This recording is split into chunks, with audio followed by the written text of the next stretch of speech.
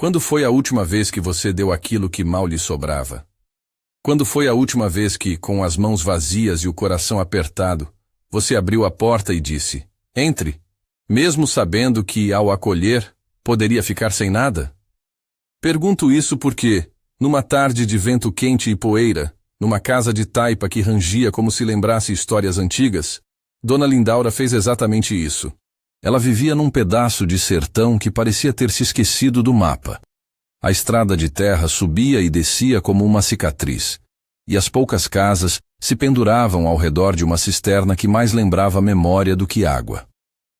A casa de Lindaura tinha uma pequena varanda, um fogão de barro, um pilão de madeira marcado por gerações e um gato magro que subia e descia nas pernas da cadeira. As alpercatas ficavam sempre perto da porta, prontas para a pressa que quase nunca vinha. O que mantinha aquele lugar era um costume antigo, partilha. Não era prosperidade que mandava, mas hábito do que era justo. No armário, um punhado de farinha de milho, uma rapadura dura como dentadura de avô, um frasco pequeno de sal. A cisterna desse mês parecia uma promessa adiada. Restava ali apenas um cheiro de terra molhada que vinha das primeiras chuvas há muito esperadas. Os filhos prometeram voltar. Prometeram tantas coisas que o tempo já tinha guardado as promessas num canto. Marcelo, o mais velho, saiu para buscar trabalho e levou promessas no bolso. Júlia casou-se e partiu com o marido. As cartas chegaram e depois o silêncio. Rodrigo, neto de olhos curiosos, vinha e ia, trazido pela escola e deixado com histórias. Era uma vida de pequenas economias e grandes saudades. Mas a fé de Dona Lindaura não estava amarrada à abundância. Estava grudada naquele jeitinho sertanejo de agradecer até pela pouca água. Todas as manhãs ela sussurrava uma oração curta. Senhor, obrigado por hoje. E às vezes, quando a noite caía e o frio apertava os ossos, acrescentava, se for da sua vontade, manda alguém passar por aqui. Não como uma exigência, irmã, mas como um convite humilde, quase uma confissão de que ela acreditava que Deus se movia pelas bordas do mundo.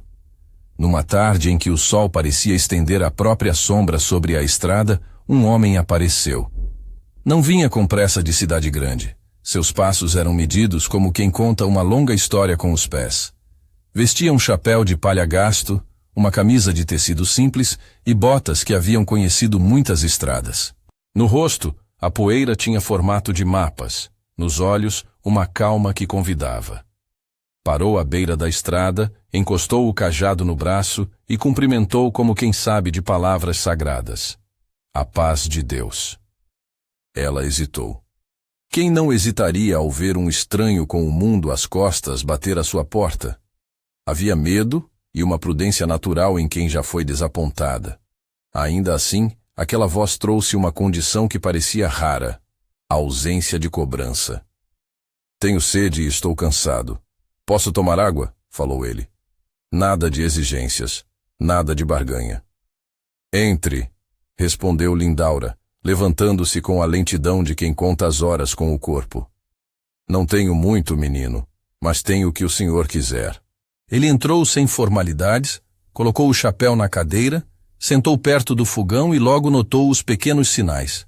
O jarro d'água com água pouca, o pão seco, o cheiro de café fraco. Era um cenário que a maioria chamaria de pobreza. Para o forasteiro, era um lugar onde se media a capacidade de amar. Enquanto ela fervia um pouco de água no bule, o homem conversava com leveza. Perguntou pelo nome, se havia família, se vinha alguém naquela estrada. Falou do calor, de um pouco de cansaço, e disse coisas que pareciam simples, mas que caíam como chuva fina. Há lugares que ensinam a compartilhar mesmo quando falta. Não era julgamento, era observação que aquecia. Não demorou para que a notícia se espalhasse. No sertão, o vento não leva rumores. Ele os gruda nas folhas como se guardasse segredo. Primeiro apareceu um homem alto, sujo de óleo, com um caminhão parado na beira da estrada. Vinha reclamando de um pneu furado. O caminhoneiro era alguém que dependia do tempo e do asfalto para o sustento, e um pneu na estrada era como uma sentença. Lindaura olhou para o velho pneu que sempre guardava, porque pau e pneu a gente sempre conserva, dizia o costume. Era um pneu que quase não servia mais, mas que poderia, com esforço, manter um veículo indo até a cidade seguinte. Ela pensou, dividir isso vai me deixar desprovida. E por alguns segundos a lógica da escassez falou mais alto. Mas a lembrança do rosto do homem cansado que agora sentava na sua cozinha falou mais alto ainda. Leva esse, disse ela, pegando o pneu com as mãos enluvadas de trabalho. Não é novo, mas segura até a próxima oficina e leva algum fumo para o caminho. O caminhoneiro, surpreso, tentou pagar com um gesto e com palavras. É muita gentileza, dona. Mas Lindaura negou com um sorriso que sabia a fome do mundo. Não quero dinheiro. Só reza comigo uma bênção e que Deus te acompanhe. O homem, emocionado, apertou as mãos enrugadas. Antes de soltar o caminhoneiro, o forasteiro, que havia observado tudo em silêncio, comentou baixo, como se anotasse no coração de quem escutava. Prova. Era uma palavra que não derrubava, mas esclarecia. Prova. Não no sentido de teste cruel, mas como lente que revela o que existe por dentro. O caminhoneiro foi embora com o pneu e uma promessa no olhar. Mais adiante, na próxima curva, ele encontraria alguém que o ajudaria, e talvez a ajuda voltasse em formas que ninguém poderia prever. A promessa de retribuição, porém, não maria a escolha de quem dá. Ela é apenas um fruto pendente de futuras colheitas. Na mesma tarde, uma mulher chegou com um menino nos braços. O rosto era pálido e a roupa esfarrapada. Ela caminhou como quem carrega um peso que não cabe no corpo. O menino tossia. Uma tosse que parecia de sede, de febre, de noite sem repouso. A mãe, com voz trêmula, pediu chá e um pouco de repouso. Novamente, Lindaura fez o que sabia.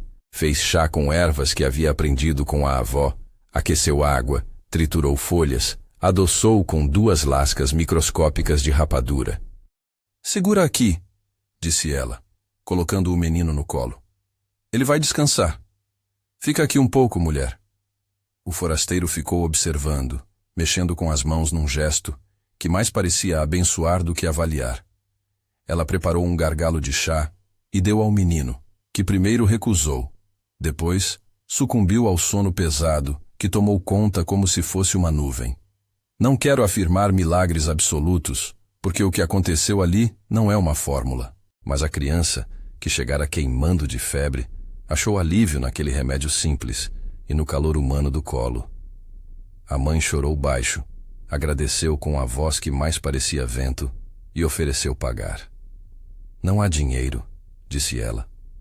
Só temos fé, e isso, o tanto que me cabe, que eu trouxe. Lindaura sacudiu a cabeça, colocando confiança onde o coração ordena. Mais uma vez, o forasteiro murmurou a mesma palavra para si, como quem marca páginas. Prova. Ele via cada pequeno gesto como um ponto numa teia maior. Cada barriga dividida, cada copo ofertado, cada abrigo dado. Nada ali se dava por vazamento mágico. Aquilo era testemunho de fé prática, de hospitalidade que mede caráter. Quando anoiteceu, a casa de Taipa ganhou uma luz fraca, mas aquecedora. Havia mais gente do que de costume. O caminhoneiro havia voltado para agradecer. A mãe ficara para descansar. Alguns vizinhos velhos passaram pelo portão para ver o forasteiro de palavras mansas. E sempre a mesma presença calma, o chapéu de palha no colo. Rodrigo, o neto curioso, se esgueirou entre as pernas dos adultos para olhar o visitante de perto. Tinha idade para entender pouco e para sentir muito. Perguntou com a simplicidade das crianças. Ele é do céu, vovó? E dona Lindaura, pegando a mão do menino, respondeu com uma convicção que não precisava gritar. Se for do céu, nós vamos tratar bem. Aquela noite foi de narrativas curtidas. Os vizinhos contavam causos, o forasteiro fazia perguntas que faziam as pessoas lembrar de bondades que já haviam recebido, e a cozinha, que quase não tinha lenha, borbulhou histórias como se a fala fosse fogo. Não houve espetáculo. Houve presença. Não houve sinais chamativos. Houve olhos que se encontraram e reconheceram humanidade. Na manhã seguinte, o movimento à beira da estrada se intensificou. Uma família que vinha de mais distante apareceu, com malas feitas de tecido grosso e faces marcadas pela expulsão.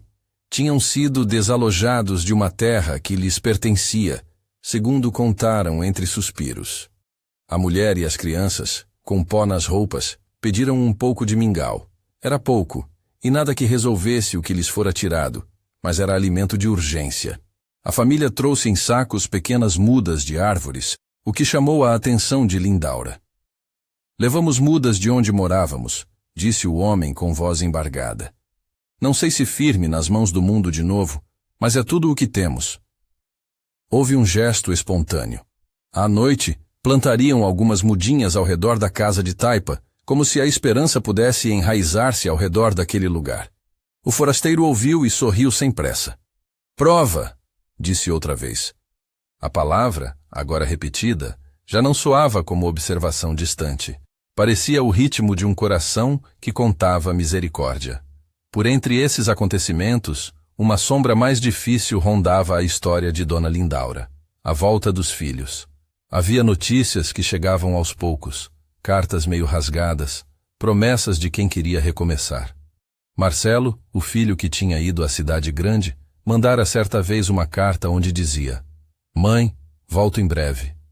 O tempo arquivou essa frase numa gaveta vazia. Mas numa tarde, enquanto o forasteiro se sentava perto da porta e dedilhava palavras como quem avalia sementes, um sinal de poeira na estrada fez com que o coração de Lindaura acelerasse por um instante. Era a expectativa que nunca morre totalmente no peito de quem ama.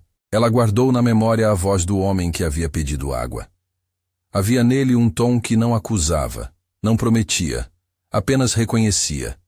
E enquanto os dias passavam, as visitas ao redor da casa tornavam-se mais frequentes. Pessoas que haviam recebido ajuda vieram recompensar com pequenos gestos. Um saco de milho dividido, um conjunto de telhas usado para consertar o telhado que pingava. Nada veio em forma de cheques, nada em assinaturas. Tudo veio em mãos calejadas que voltavam para devolver aquilo que o coração aprendera a chamar de dívida invisível. O forasteiro continuava ali, partilhando momentos e guardando silêncio.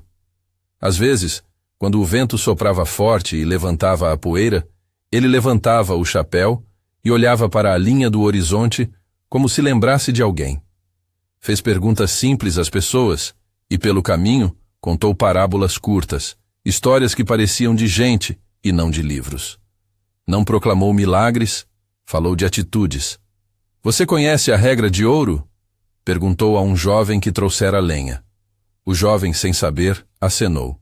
Pois ela vive em quem abre a porta quando a necessidade bate, mesmo com as mãos vazias. Foi assim que, aos poucos, se formou um tecido de pequenas narrativas. O caminhoneiro que arrumou um freio para Dona Lindaura por insistência de quem recebera o pneu, a mãe que encontrou um lugar de trabalho em troca de serviço para dormir, a família desalojada que plantou as mudas ao redor da casa, criando um pequeno pomar que ninguém imaginava permanecer. O jovem que havia sido perseguido por dívidas e encontrou abrigo, e o forasteiro que, em silêncio, parecia costurar tudo aquilo com palavras medrosas de ninguém. E ainda havia perguntas não respondidas. Marcelo voltaria? A casa seria de fato transformada num ponto de encontro e não apenas palco de pequenos favores? Quem era aquele homem que falava de provas como se lesse o evangelho com os olhos? Não era prudente dar um nome sem entendimento. O mistério que envolvia o forasteiro crescia sem alarde, não por teatralidade, mas porque os gestos à sua volta começavam a produzir ecos. Numa dessas manhãs, enquanto o sol apenas desenhava as formas no chão, a visita que ninguém esperava surgiu. Um jovem correndo, de roupa rasgada, olhos desesperados, como quem foge de algo que não tem nome. Entrou quase sem bater, enfiando-se na sala como quem mergulha em água fria. Teve os joelhos encostados na terra, pediu abrigo com a voz cortada pelo medo. Olhou para o forasteiro como se buscasse uma linha de salvação. Me escondem? Perguntou ele num fio de voz. Lindaura, sem pensar duas vezes, levantou-se e estendeu a mão. Aqui há lugar, disse ela, com a naturalidade de quem não mensura riscos com a mesma régua do coração. Colocou o jovem num canto da casa, ofereceu-lhe um prato de mingau, cobriu-o com um cobertor que estava guardado para noites imprevisíveis. O forasteiro, por sua vez, foi até a janela e observou a estrada, como se antecipasse passos que poderiam voltar. Mais tarde, à meia-luz, quando o jovem cansado dormia, o forasteiro veio à beira do leito improvisado e falou baixo, para ninguém em particular. Quando alguém dá abrigo a um homem que foge, pode ser que esteja oferecendo nova chance. Era uma sentença de esperança, não uma promessa de transformação automática. O jovem, ao acordar, jurou que iria mudar. Prometeu que aceitaria trabalho, que pagaria o abrigo com esforço. E por ora, a calma venceu o medo. As noites continuaram a trazer vozes, histórias e pequenas rendas de piedade. A casa de taipa, que antes servia apenas para abrigar uma senhora e suas memórias, começava a vibrar com o movimento. Alguns vizinhos cochichavam que ela havia aberto uma pensão para desabridos. Outros, mais sensíveis, viam ali o que sempre foi, lugar de acolhida. O forasteiro, porém, mantinha a sua reserva. Não pedia reconhecimento, não discursava sobre milagres. Apenas vigiava os gestos como quem separa trigo do joio, sem condenar ninguém. Numa tarde, a menina que ajudava a varrer a rua trouxe notícia de algo que fazia o coração de Lindaura saltar. Um homem na estrada, sem aliança, sem olho, com uma forma de falar que lembrava promessas. Era Marcelo. O narrador aqui não diz que era, apenas descreve o que a notícia fez ao silêncio daquela família. A expectativa, irmã, é uma tempestade lenta. Faz o corpo tremer por dentro e não dá nome aos acontecimentos. No entanto, a história que se desenrola nunca é linear. Há sempre interrupções, voltas, desacordos. E o forasteiro continuava a olhar e a dizer, em momentos que pareciam solenes, prova. Ele repetia isso com a tranquilidade de quem reconhece padrões humanos. E cada prova, na verdade, era uma oportunidade para que a generosidade aparecesse. A generosidade aparecia nas coisas simples. Um prato dividido, uma palavra que impede a desistência, um abrigo que dá tempo para o arrependimento. Se você, irmão, estivesse ali, teria visto as mãos enrugadas de Dona Lindaura mexendo na terra para plantar as mudas trazidas pela família desalojada. Teria ouvido a risada baixa de Rodrigo quando o jovem perseguido contou como, criança, havia quebrado a roda de um carro do vizinho para ver o que havia dentro. Teria sentido o perfume de rapadura e ervas, que naquela casa se misturava com cheiro de esperança. E teria, talvez, se pegado pensando, e eu abriria a minha porta assim? A narrativa até aqui é uma teia de proximidade que ainda não se fecha. Há muitos fios soltos, promessas de retorno de filhos, o passado do jovem perseguido, a verdadeira identidade do forasteiro, o que virá da semente que foi plantada ao redor da casa. Cada um desses fios carrega tensão suficiente para fazer o leitor querer continuar. Mas, no centro de tudo, há um fato claro e simples. A generosidade se mostrou onde menos se esperava, no lugar de quem tinha pouco. Naquela tarde em que as sombras alongavam como se contassem horas, o forasteiro reuniu alguns ao redor do fogo e falou uma coisa que ninguém esqueceu. Não foi uma ordem nem um sermão longo, foi apenas uma afirmação simples, que caiu como chuva fina sobre a terra ardente da curiosidade. Quem recebe um homem que bate à porta, não está só alimentando fome. Está abrindo espaço para Deus se reconhecer no rosto do outro. As palavras ficaram no ar como poeira ao sol. E foi nesse momento que um carro parou na beira da estrada.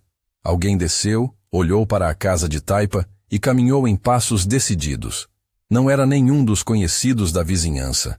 O som distante de pneus na terra arrancou o olhar de todos para a estrada e fez o silêncio cair diferente, como quem espera o próximo capítulo de um livro com o coração em alerta. O homem desceu do carro com passos lentos, tirou o pó do banco antes de fechar a porta como quem apaga uma página de vergonha e ficou um instante parado pagando o preço do ar que entrava na rua.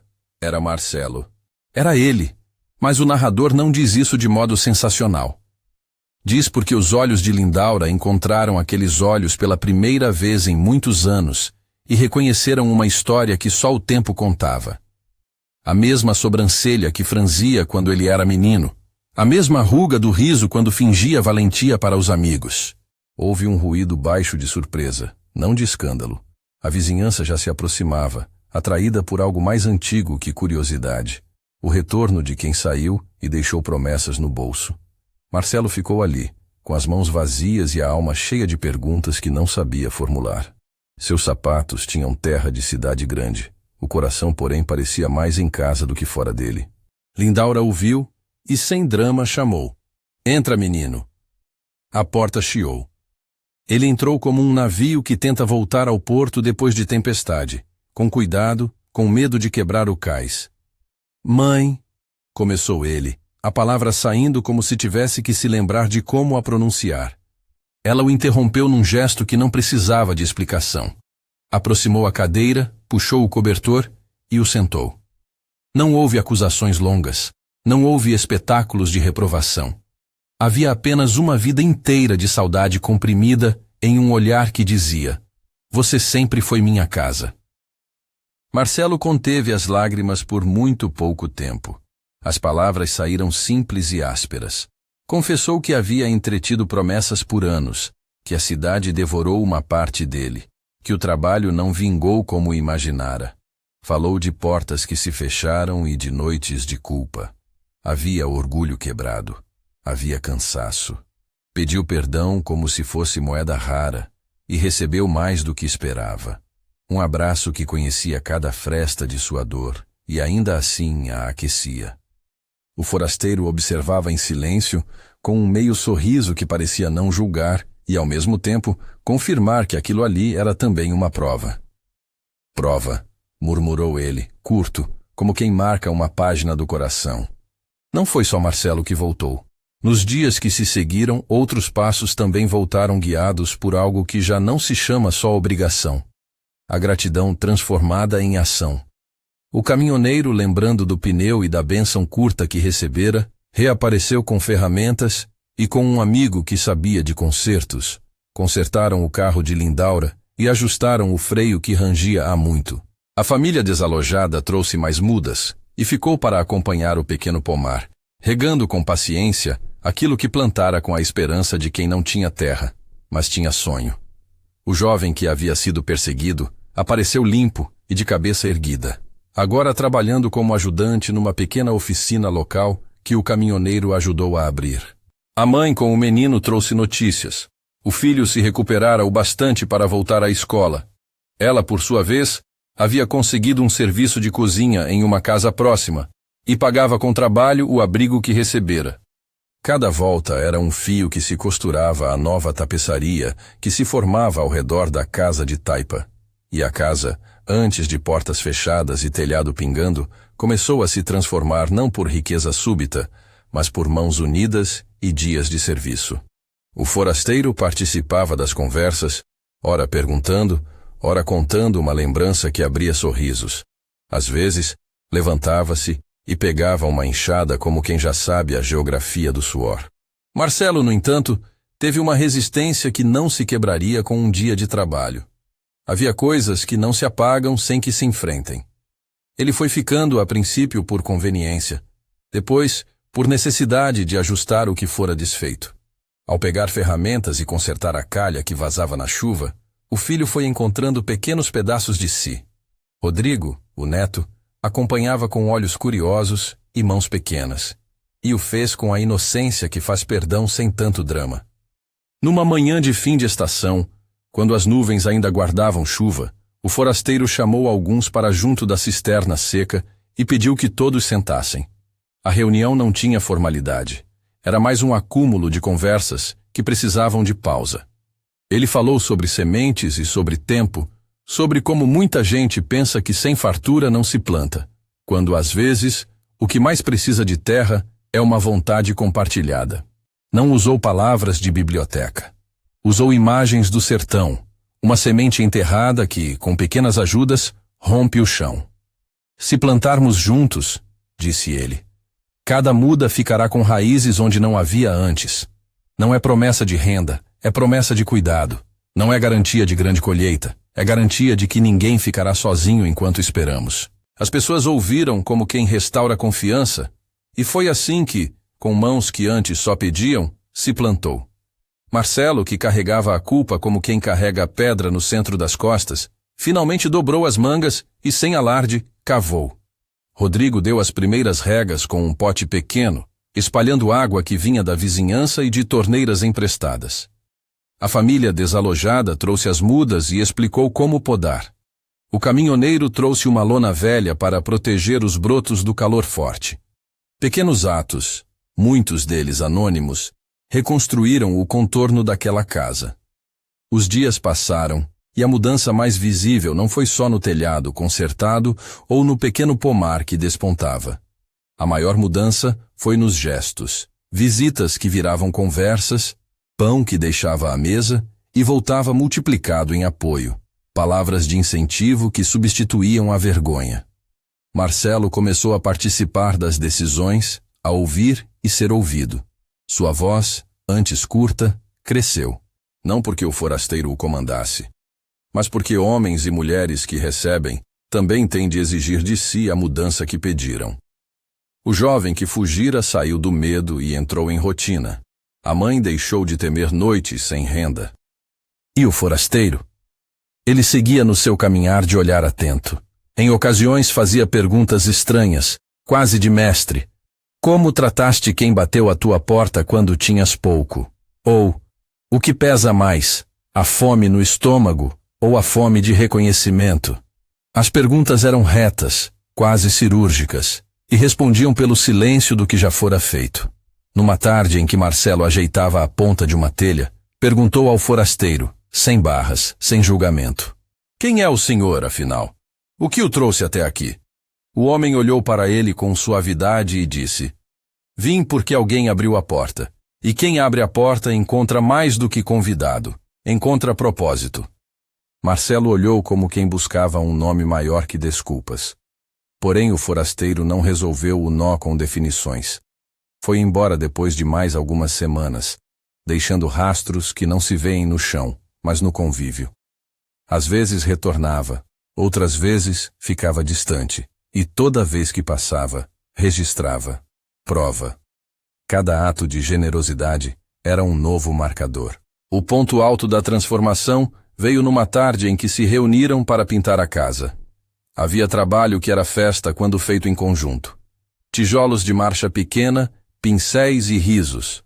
Rodrigo, já maior, sorria com a leveza que a infância devolve. O pomar nascia em voltas de troncos finos e folhas miúdas. O aroma de rapadura cozida se misturava ao cheiro da tinta. Havia canções, conversas, um senso de coisa feita com alma. E então, o forasteiro pediu silêncio. Não por autoritarismo, mas porque havia algo que precisava ser dito com o coração aberto. Levantou-se, ajeitou o chapéu naquela testa que já não usava apenas de enfeite, e falou. Vocês não fizeram nada de extraordinário aos olhos do mundo. Abram a porta. Recebam e apoiem uns aos outros. Isso já é extraordinário aos olhos do céu. As palavras foram levadas como vento pela gente que olhava. Um silêncio pesado pairou, não de adoração teatral, mas de reconhecimento. A revelação que vinha a seguir também não foi um grito nem um truque. Foi um encontro. O forasteiro não proclamou um nome. Ele mostrou a simplicidade de sua presença. Aconteceu de forma íntima. Uma mulher que ajudava a varrer deixou cair a vassoura e sentiu que o ar havia mudado. Marcelo, que limpava uma lata, pousou o pano e viu nos olhos do visitante algo que não se pode reduzir à lógica. Lindaura, de joelhos para amarrar o sapato novo de Rodrigo, ergueu a cabeça e viu, no rosto do homem, um traço que parecia eco de um amor antigo. Ela não precisou que lhe falassem. Sentiu, com a inteira convicção de quem foi curtida pela fé, que estava diante de Jesus. Não houve cena aberta e espetacular. Houve reconhecimento. Seu primeiro impulso foi permitir que o seu coração falasse em voz baixa. Senhor. E a palavra saiu como oração, simples, sincera. Não foi para impressionar, foi para agradecer. O forasteiro não se vestiu de brilho, nem exibiu sinais. Não era necessário. Quando ele falou, disse em voz mansa: Onde me acolheram, vocês me acolheram. Não venho para recompensar, mas para lembrar. Lembrem-se de que eu estive sempre no rosto do necessitado que bateu à porta. Lembrem-se de que cada ato de amor volta a encontrar morada. Para alguns ali, aquelas palavras pareceram script antigo. Para outros, o vento trouxe sentido novo. Marcelo, olhando a mãe, viu não apenas a mulher que perdoou, mas a corredora que trouxe vida novamente. Ele caiu de joelhos, não por espetáculo, mas por súbita leveza. Pediu perdão diante da comunidade, e os moradores, com a delicadeza de quem tem família, ofereceram braços e tarefas. Não foi uma restauração milagrosa do tipo que apaga hábitos da noite para o dia. Foi uma reparação trabalhada com suor, disciplina e compromisso. O forasteiro, ao terminar, pediu algo simples, que continuassem a abrir portas. Abram não para receberem o que desejam, mas para darem o que podem. A colheita que vem a seguir não é de dinheiro sempre, é de comunidade, de laços, de cura. E assim, com aquelas palavras, ficou claro que a vila não voltaria a ser a mesma. Na noite em que o forasteiro se despediu, ninguém o impediu. À mesa simples, cada um ofereceu o que tinha. Ele agradeceu pela água, pela palavra, pelo chão em que dormira. Quando se levantou para ir, Marcelo segurou a sua mão, desejando tudo o que um filho deseja num momento de despedida. Que o homem que tanto fizera não fosse apenas lembrança, mas inspiração. Obrigado por ter estado aqui, disse Marcelo com a voz quebrada. O forasteiro apertou a mão com firmeza e respondeu sem grandes nomes. Lembra-te do que viste. E sê generoso quando a escassez vier. Porque quem dá com o pouco, mostra de que é feito. E depois caminhou pela estrada. Caminhou como quem segue o ofício de passar. E na passagem, deixou algo que não se mede em números. Lindaura ficou parada na porta, olhando a poeira que se levantava. Notou que havia uma leveza no peito, algo que se parece com um alento. Sentiu-se pequena e grande ao mesmo tempo. Pequena porque continua simples, grande porque fora escolhida para espelhar misericórdia. O tempo, que é mestre em transformar eventos em histórias, foi Alterem todos os dias. O pomar cresceu devagar. As frutinhas foram colhidas com festa modesta. Houve sobra para repartir em vizinhança quando a seca apertava. Marcelo manteve-se ali, trabalhando, agora com uma rotina nova. Levar o filho à escola, consertar coisas, participar de reuniões de vizinhos. Não se tornou rico repentinamente. Conquistou, peça por peça, uma vida que fazia sentido e uma presença que era vida ao redor. As pessoas que receberam ajuda não guardaram as mãos vazias. O caminhoneiro passou a trazer mantimentos de vez em quando. O jovem que mudou, voltou para ensinar um ofício para outros rapazes, e a mãe com o menino tornou-se figura de coragem. Abriu uma pequena banca de bolos com rapadura, vendia no mercado próximo, e assim garantia o sustento. A família desalojada conseguiu um terreno para cultivar com a intermediação de um vizinho que acreditou nos brotos e no trabalho árduo. Plantaram mandioca, melancia e algumas árvores frutíferas que proporcionaram sombra para os domingos. A comunidade se transformou, não porque foi prometida glória material, mas porque aprendera a repartir o medo e a multiplicar o cuidado. Havia menos solidão e mais mesas com lugares a mais. Quem precisasse, encontrava abrigo uma noite ou uma semana. A hospitalidade deixou de ser exceção para se tornar regra. E com isso, as feridas sociais que a cidade tantas vezes escancarou foram suturadas, lentamente, por retalhos de generosidade. Houve uma festa, claro, não de luxo, mas de coração. Cantaram canções antigas, comeram um pouco de rapadura derretida com canela e lembraram do forasteiro não como mito, mas como prova viva de um princípio. Onde há amor, aparece o sagrado. Lindaura, sentada no alpendre, olhava as mãos que plantavam e pensava nas pequenas providências que tantas vezes firmavam destinos. Em silêncio, agradeceu. Senhor, obrigado por me deixar servir. Era oração que não pedia sinais, apenas concluía em gratidão. Mas a vida não se encerra num só gesto. Surgiram dúvidas, testes novos. A seca voltou uma estação, e com ela a necessidade de aprender a guardar água. Foi preciso que a comunidade se unisse para construir uma cisterna maior, uma caixa d'água que segurasse a esperança. Não foi fácil. Arrecadaram telhas, doaram mão de obra, pediram ajuda à cidade próxima. O caminhoneiro, agora amigo e irmão, conduziu um carregamento de materiais. O jovem que aprendera a usar ferramentas ajudou com vigor. A cisterna ficou pronta meses depois, uma obra de muitos que demonstrava que a generosidade constrói estruturas de vida. Em algumas noites, quando a lua iluminava o céu com clareza, as pessoas sentavam-se à volta do pomar e contavam histórias de quando a casa de Taipa era apenas um abrigo. Falavam do homem que viera como visitante e ensinara com atos.